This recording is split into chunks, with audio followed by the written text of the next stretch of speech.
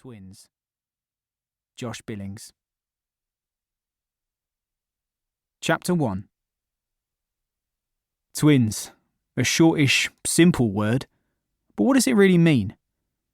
To anyone who ain't one, it just means two people who look alike. Or if you're not identical, another sibling, like an ordinary brother or sister. Only an actual twin could understand the true meaning of the word. Bond by name and nature, that's us. We never needed friends growing up, because we've always had each other. We even spoke in unison at times, like our brains were wired as one. Inseparable. Closer than close. I think you're getting the gist now. But even though we never spoke about it, we both knew there was going to come a time we would have to venture our separate ways. Spread our wings, so to speak. Meet a woman, get hitched, have kids. That's what was expected of us, wasn't it? Sometimes in life, though, things don't go to plan. Also, living up to expectations can prove to be difficult, especially if you've had a fucked up childhood like we had.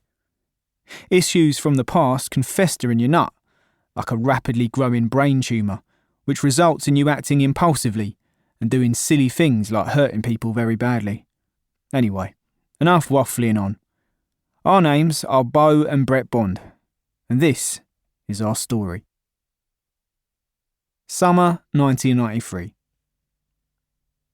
Stop mucking around. That ain't funny now. You're scaring me. Jamie's face had fear stamped all over it. His eyes a look of disbelief. This ain't no joke, snapped Beau. Someone has to pay the price for Tammy's death. I won't be allowed to be with Jolene otherwise.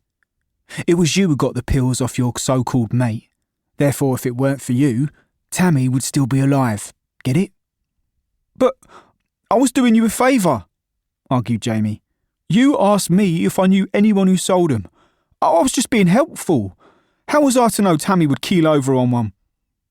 Well, helpful you weren't. Tape his mouth up, Brett, ordered Beau. Let's get this over with. I begged Beau once more to reconsider. This was beyond awful. It was cruel, sadistic. Just fucking do it. Now, hissed Beau. It was an accident.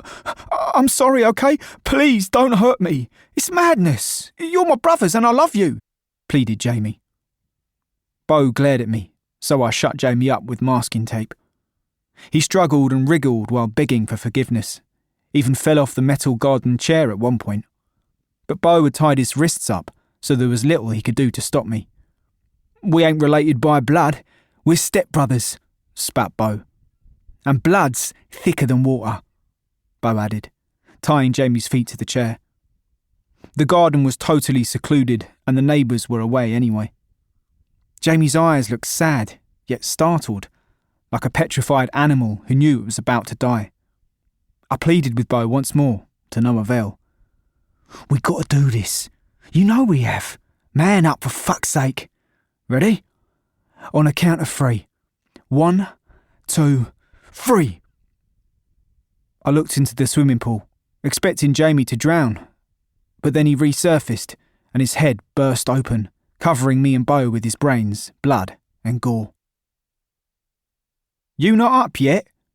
Beau Bond lifted his arms in exasperation. Didn't you hear me calling ya? Your breakfast is getting cold. Brett sat up and put his head in his hands. I must have finally dozed off and I wish I hadn't. I dreamt about that day and it was so real. Apart from the end bit. Jamie's head sort of blew up and his brains flew all over us. It was proper horrible. You need to get up and pull yourself together. Have a cold shower. Brett glanced at his unfeeling twin, then shut his eyes to blank him out. 16 years old, they were identical in most ways. Tall, lithe, brown eyes and straight blonde hair, which they both kept in place with gel. Overall good looks. They dressed well too, often went shopping for designer clobber. It was their personalities where they differed.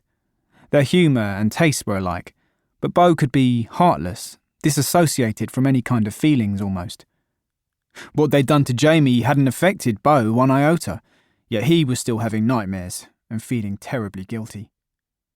Come on in, chop chop, ordered Beau. Brett put the quilt